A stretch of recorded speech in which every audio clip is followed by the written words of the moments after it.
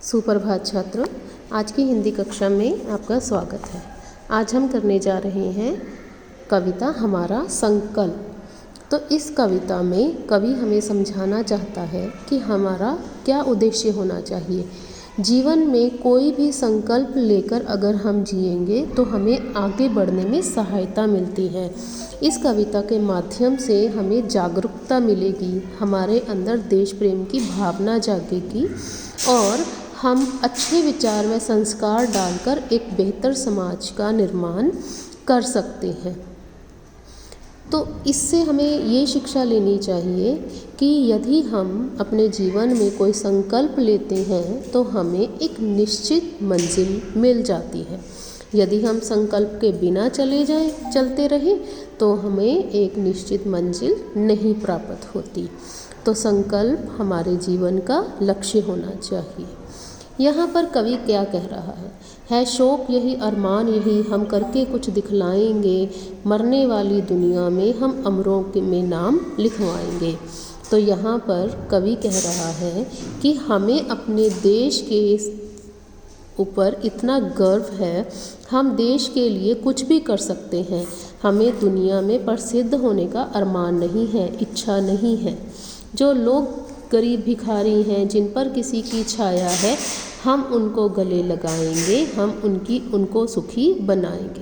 कहते जो गरीब लोग हैं, बेसहारा हैं, उनको हम गले लगाएंगे, उनको हम सुखी बनाएंगे, उनकी मदद करेंगे। तो गरीब लोगों का, हमसे बड़े लोगों को अगर हम सही रास्ता दिखाने में समर्थ हैं तो इससे हमारे संस्कार झलकते हैं, हमारे माता पिता की इज्जत और बढ़ती है, हमारे अंदर का देश प्रेम झलकता है और बड़ों का आशीर्वाद तो मिलता ही मिलता है। तो इस प्रकार जब लोग हार कर बैठ जाते हैं तो उनके अंदर जो उम्मीद जगाते हैं वो हमारे संकल्प की सहायता से ही हम कर सकते हैं। तो इस प्रकार आगे है, जो लोग अंधेरे में अपनी ही नहीं नज़र में हैं, उनके घर के हर कोने में उद्यम का दीप जलाते हैं। उद्यम मतलब परिश्रम। कुछ लोग हार कर अपने जीवन में अंधेरा कर बैठते हैं और सोचते हैं कि हम तो कुछ कर ही नहीं पाएंगे। तो जो आज की नई जनरेशन है, आज की पीढ़ी है, वो उन लोगों को हिम्मत देती है, उन लोगों को रास्ता दिखाती है कि आप किस प्रकार परिश्रम करके अपने जीवन में रोशनी ला सकते हैं। जो लोग हार कर बैठे हैं, उम्मीद मार कर बैठे हैं, हम उनके बुझे दिमागों में फिर से उत्साह जगाएंगे। हारे हुए लोगों के अंदर हम एक उत्साह की नई रोशनी जगा सकते हैं। रोको मत आगे बढ़ने दो, आज़ादी के रखवाले हैं हम, मातृभूमि की सेवा में अपना सर्वस्व लुटाएंगे। सर्वस्व मतलब सब कुछ। अभी कह रहे हैं कि हम देश प्रेम में इतना लीन हैं कि हम देश प्रेम की सेवा में अपना सब कुछ लुटा सकते हैं। हम एक फ़ौजी बन सकते हैं, हम एक सिपाही बन सकते हैं, डॉक्टर बन सकते हैं, हम एक इंजीनियर बन सकते हैं, जो देश के विकास के लिए हमेशा तैयार रहते हैं और जिस समय भी जिस चीज़ की ज़रूरत हो वह करने के लिए तैयार रहते हैं। तो इसी प्रकार सभी नई पीढ़ी के बच्चों को ये प्रेरणा मिलती है कि किस तरह हम उम्मीद जगा सकते हैं। हम उन वीरों के बच्चे हैं जो धुन के पक्के सच्चे हैं, हम उनका मान बढ़ाएंगे, सच्चे सपूत कहलाएंगे। सपूत यानी कि अच्छे पूत।